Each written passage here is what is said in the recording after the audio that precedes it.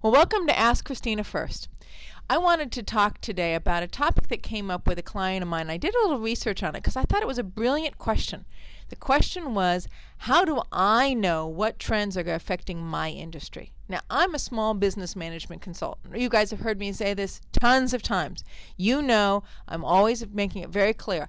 I'm a small business management consultant. What does that mean? I know small business management. It doesn't mean that I know your exact industry, but it does mean that I know what it takes to manage a small business for us entrepreneurs, sole proprietors, and partnerships, right? But this guy, I ended up finding a blog posting on really, I thought, a very succinct, straightforward answer to how do I know how to keep track of the trends inside of my industry. And I thought it was a good generic description of how to do it. I mean, it included some of the points that I told my client, which of course involved things like, what do your customers say? And look at the world around you, right? I'll talk to other people that are in your business. What do your customers say? Do your customers say anything about the trends that are occurring in your area? What if you're a dog kennel, right? And you go, well, what are the trends that are occurring in dog kennels? Well, what does your customer say? Oh, gee, so-and-so down the street, I noticed they've opened a dog washing facility inside of their dog kennel. Or, gee, I've noticed that this particular pet store has now opened a dog care facility inside of the pet store. They're now doing dog boarding inside the pet store. It's like, oh man, those are some potential trends in my industry. What do you do once your customer tells you that?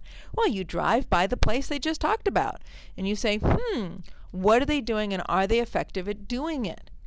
Is this place that is the pet store that's down the street or, a couple miles away from your particular dog kennel, is that pet store really keeping and creating a nice, clean, solid, attractive environment to take care of the dogs and to attract customers? It needs to be both. They need to both be capable of doing the industry that they're trying to move into, which is the dog kennel, and they need to be capable of attracting customers. You want to evaluate them on both fronts. Are they capable of doing both of those? That lets you know on the ground level what's your direct competition, if they're any place close to you. But it also lets you know, is this a trend? Well, how do you find out if it's a trend or not? How do you go, well, gee, this is just one pet store that's opening it? Well, if it's a Petco that's doing it, then it might be a trend because Petcos might do it across that particular region. If it's a small local shop that's doing it, then look up on Google, are any other small local shops moving into this?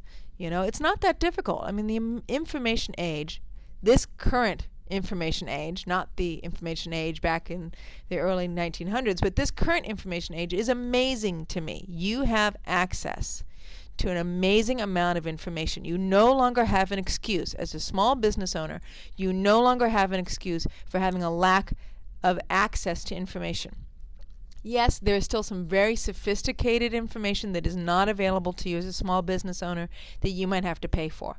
But some grassroots, you know me, grassroots, basic, cheap, as in Google is free, easy to find information is available to you. If you just use your noggin to think about how do I get it, you can pretty much get some basic understandings about what's going on. So that's one of mine. What does your customer say? What do your customers say? How do you research it? The steps are you go to the place that the customer talked about, whether it's on their website or you physically go to it. Assess that place. Are they both capable of doing the industry and are they capable of attracting customers? And is it a wider spread phenomenon in that other areas or other stores that are similar to that, like the Petco or the pet store, is now doing the same thing? So it's a trend in your industry is moving. What else can you do? Well, you can also talk to other people in your industry. Like, I'll give you an example. Interior designers. In interior design, the industry moved. It distinctly moved. But because interior design is not as visible as a retail storefront, right? Most interior designers do not have and carry a retail storefront. This might be like you. This might be your particular business. It might be that they're really held inside of an office space, and therefore they do not have a visible retail storefront that you can drive by and say, hey, what are they doing? I can walk on into their office and see that they've created a new dog care facility, right? Interior designers usually work out of smaller offices. A few of them might have their own offices. A lot of them do not. They simply find their business by word of mouth or on the internet. What happened in the interior design industry? What happened in the interior design industry was it used to be lots of things were only available. How do I put this? The interior designer coordinated the sofa and the paintings and the colors on the wall. That took talking to the furniture store, talking to the paint store, and talking to the art store. Now, so much of that stuff is available online that it is no longer the interior designer's personal connections that now create access to the information about the sofa, the piece of art on the wall, and the color of the paint. Now almost anybody can access that same thing. So what happened? Interior designers would call out, it's called a call out, they would call out a specific project saying use this exact sofa with this exact color of paint and this exact piece of artwork.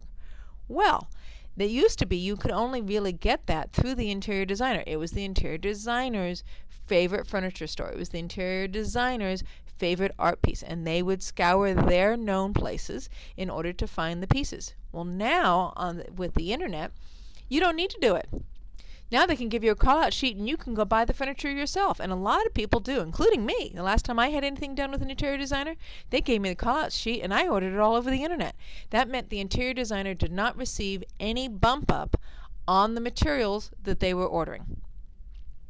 So an interior designer, which used to be able to charge maybe by hour, including all of their research and including all of the delivery and installation of the projects, is no longer the case. Now they're not receiving the bump up on the products that they're selling, so that's a change in the industry, and they're not having to do as much hours, and the client can circumvent them. So now I've heard from people within the interior design industry that they're specifically looking to do flat fees because it's too hard. It's too hard and the hours are too long. Well, actually, it's the other way around. No, it's the other way around. They're looking specifically to do hours and not flat fees because the hours are too long for them to find stuff that the client can then circumvent them around. So they want to charge per hour for the work that they're doing. That was a distinct change in the interior design industry. Interior designers were going broke because they were quoting a flat fee for a portion of the job that really was the bulk of the work. And they used to be able to make up the money on the back end by being able to call out the exact items and get a bump up on the items. Now they don't anymore. And they don't need their storefronts anymore. It used to be that they had to actually show their interior design work on their storefronts. Now they don't need it anymore. Now they can put all of that work on the internet, and their storefront their living, breathing brochure ends up being a living, breathing brochure on the internet with video of the last interior design project they did. Okay, so the whole trend of interior design changed, and it meant that a lot of interior designers were facing going out of business because they could no longer price out the cost and the income that they had on their individual projects. Does that make sense? So they needed to change their pricing structure, and they needed to charge more per hour based on a consulting fee and no longer based upon a finished project that they would deliver. They were now consultants versus project managers. So a distinct change in the industry. From a consultant to a project manager is a very different pricing structure. So how do you know if that's happening to you in your industry? Like another example of floor sanding, a whole nother example. But let's get back to our particular focus here. So how do you know that your industry is changing? So you talk to your customers. I did that. Talk to other experts in the industry. If the interior designers had gotten together at their ASID conference or wherever you get together with your particular experts in your field, and you pull them aside and you start saying, I'm noticing this trend. Are you noticing it? And how are you handling it? It brings the information conscious and in the forefront for all of the people you talk to. Now, I understand talking to other experts in your field, you're not going to get as direct information from them as you would hope for. I understand. You guys are I really do. I personally understand it. You're in competition with other people in your field. You don't want to appear weak. You don't want to appear as if your particular shop is going down, and you don't want to appear desperate. And they don't want to appear weak, and they don't want to appear as if their shop's going down, and they don't want to appear desperate. So you want to host the conversation, or put the conversation against the background of you're doing well and they're doing well, but have they noticed this particular change? Fascinating. I'm just wondering. So you don't want to have it be against a background of desperation, but against a background of success, so that they're capable of answering you as directly as they can. So that's the second place that I suggest that you can find out information, is in your industry. And the third is simply going to other places within your industry. Actually visiting other let's go back to dog kennels, actually visiting other dog kennels. But now I want to talk to you a little bit about a blog entry that I found on, let's see, it's by Tom Egelhoff, Egelhoff, and his blog entry is on how to spot profitable business trends. And one of the things that he says is, I like how he puts this together, is that successful military engagements are not based on luck. They are well planned, and they rely heavily on intelligence reports. So how do you get those intelligence reports for your industry? Remember, we're small business owners. We don't go out there and pay thousands of dollars to a marketing firm to tell us what the trends are. We use our grassroots skills to go out there and work it out. And this guy's right up my alley as far as I am concerned, as far as the grassroots skill. He says, number one, you can spot business trends if you read. This was a brilliant suggestion. It wasn't in my original suggestions, but this is a brilliant suggestion. He says it really well. Here's the rule to remember. If you spend just 20 minutes each day reading something about your industry, you can almost guarantee that within 1 year, you will know more than 75% of the people in that industry. 20 minutes a day. It's really straightforward. But even more important than that, you'll have a very clear idea about what's occurring in your industry. What is the current trends in your industry? What are if you're the interior designer, for example, if you're an interior designer, what are the current trends in interior design? Architectural Digest can show it to you. But so can things like Vogue, so can things like People or Time magazine, or anything that has any pictures of products that are for sale, like Pottery Barn, or anything that has products for sale like Pier 1. Look at the Pier 1 ads. Look at the Pottery Barn ads. Look at those ads. Those will tell you where your interior design field is going as far as the looks of the interiors.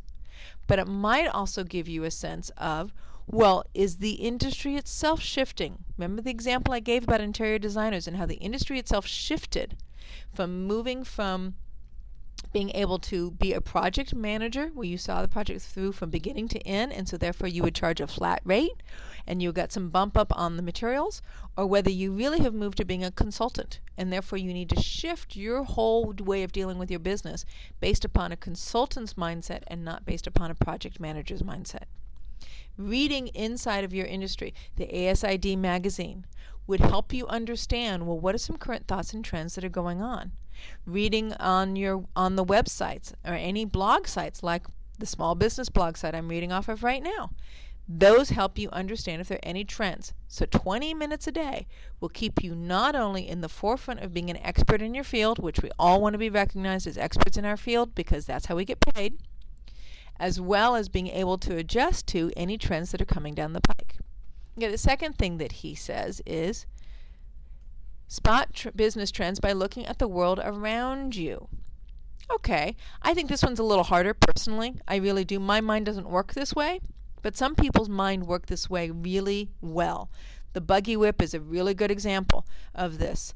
I've seen some other things, but I always like the buggy whip story. What's the buggy whip story, Christina? Okay, the buggy whip story is this.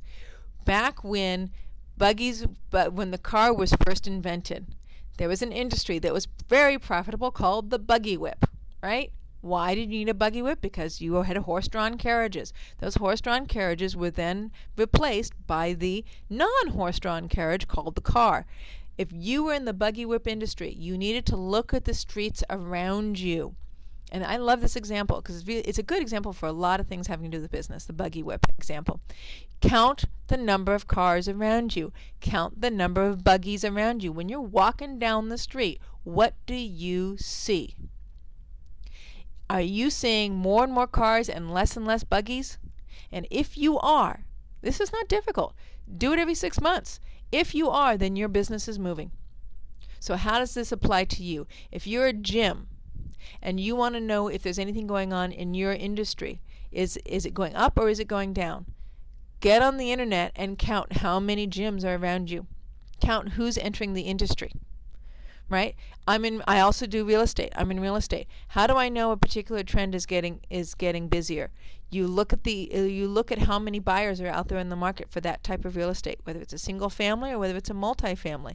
Like recently we had large pension funds enter the single family residence market. Oh my gosh, is it going to change the single family residence market? You better believe it. So look at the world around you. How is it shifting? So let's see.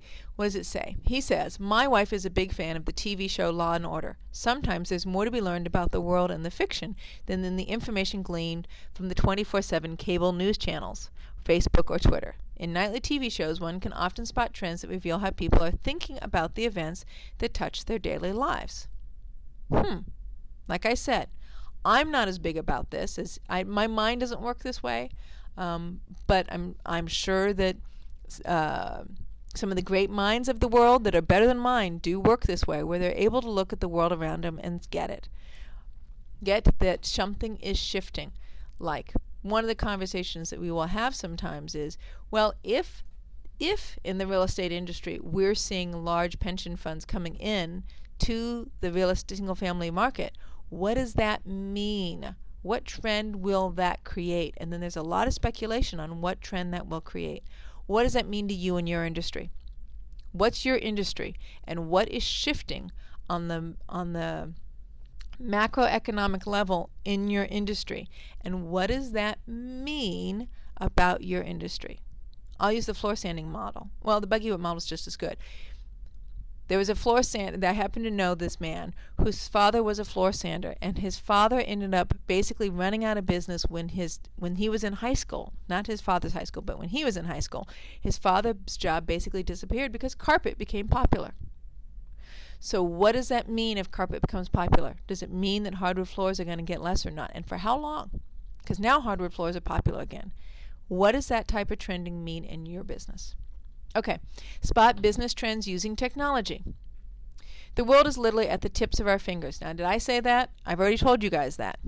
With a few keystrokes, one can find volumes of information on any topic imaginable. With social networks like Twitter, Facebook, LinkedIn, you can connect with people across the country and around the world.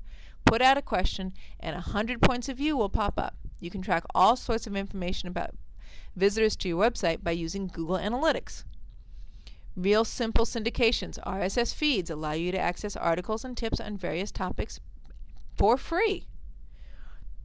When you subscribe to your favorite blogger or columnist, any news articles and posts are available to you automatically.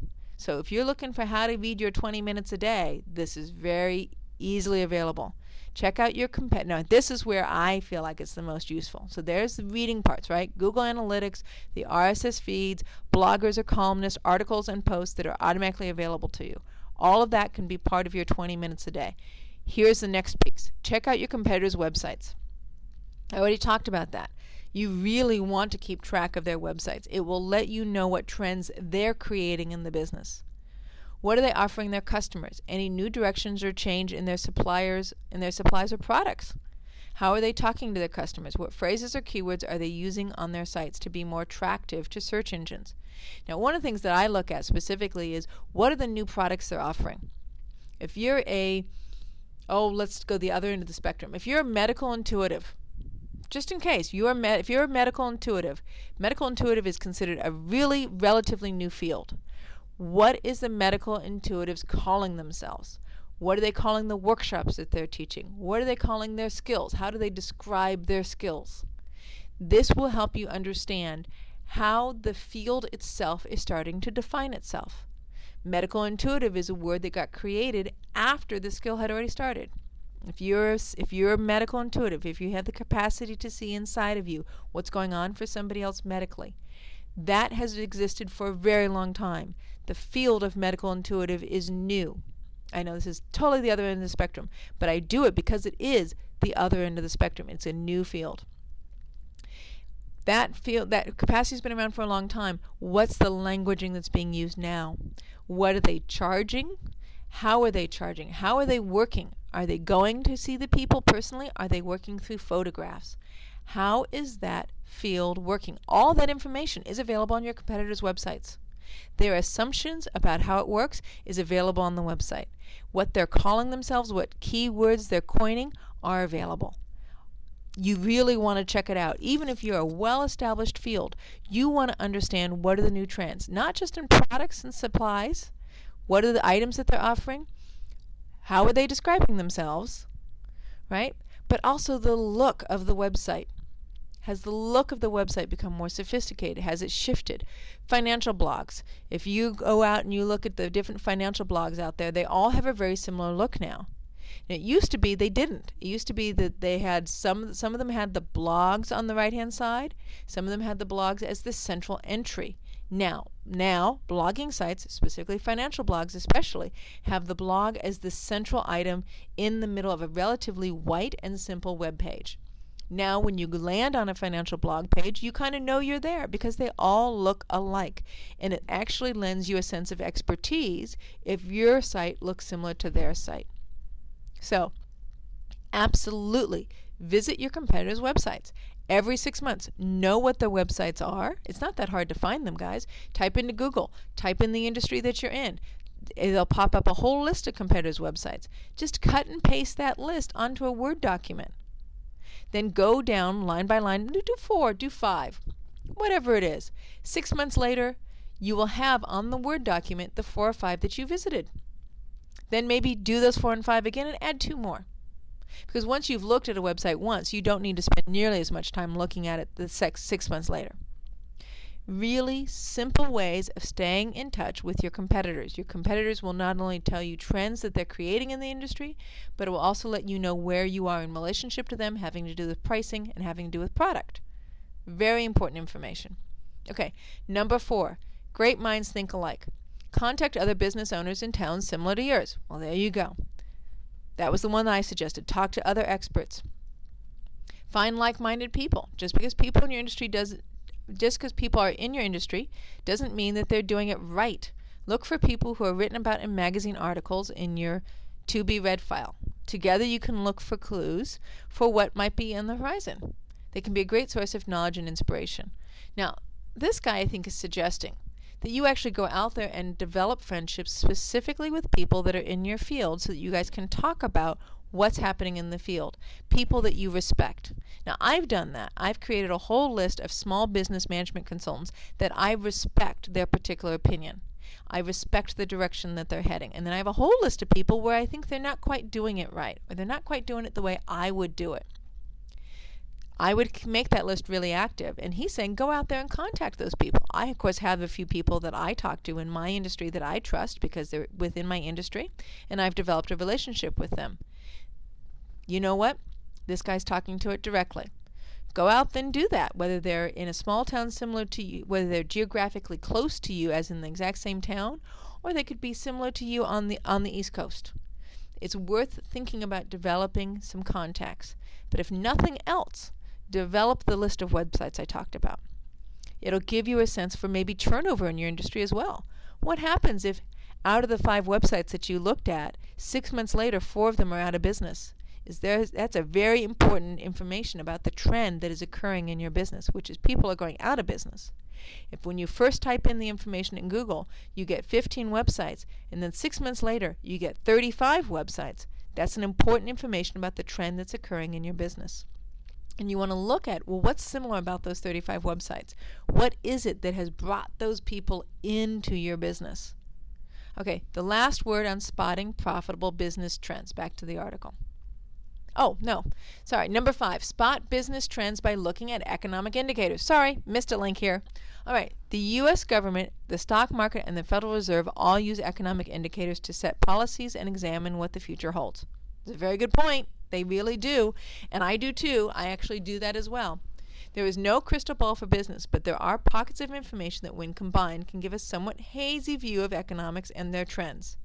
Oh, he likes a particular website. Let me read it to you. http://bit.ly/, 12 TFAG. There you go. He likes that one. I actually like going to the Bureau of Statistics, the actual Bureau of Statistics.org. It's a government website. I like going to them because I like looking at the movement in the population, like the baby boomers and the echo boomers. I also like going to city-data.com. I like going to them as well because they talk about demographics in your area. So look at economic indicators. Look at your .gov website, whether it's the state of California.gov or whether it's the federal.gov. There's a Bureau of Statistics that's very good. The CIA, believe it or not, puts out relatively good statistics as well. I don't know about the FBI, but I know the CIA does. There are a lot of statistics out there available on government websites that are straight up out there available for you. If you're one of those people who thinks that the national debt is going to create a problem for your industry, what's the trend, right? Will the national debt create a problem for your industry? You can start finding out about the national debt, what's occurring with it, on the .gov websites. If you're in a military industry and there's all this military spending cuts that have occurred this year in 2013, what's that going to create inside of your business? There might actually be some articles out there already. You don't have to create it yourself in your own thinking. Somebody else whose mind might work as a synthesizer and is capable of taking information and projecting out what they think is going to happen, that is available out there, guys. You just need to find the right blog entries for you to be able to get the information. All right, now let's do the last word on spotting profitable business trends. There is no question that customers are more informed when they walk in your place of business. They may know as much about your products as you do. The good news is that if they are in your place of business looking for a product, the chances are they're ready to buy. They can either buy from you locally, or they can touch and feel your product and buy it online. As a local merchant, have you explored offering that option with your suppliers? That way you not only have to have a storefront, but you also have the capacity to let people buy it online. The easiest way to combat this is go home and buy it online. This mindset is to offer a package they can't get online, or offer a package that they can't compare against online. Make them a better deal by spending a few dollars more with you than they can get online. Remember, they will also have to add shipping to their purchase. So be prepared. Research online. Find out. I mean, we all know Amazon.com, guys. If you're a used bookseller and you know Amazon.com is out there and you know they're selling books at 1 cent a piece, but the shipping is $2.50, then you know how to price your product, right? It better be less than $2.51 because otherwise they can get it on the internet. So another way to look at how to price out your product is knowing what it sells for on the internet.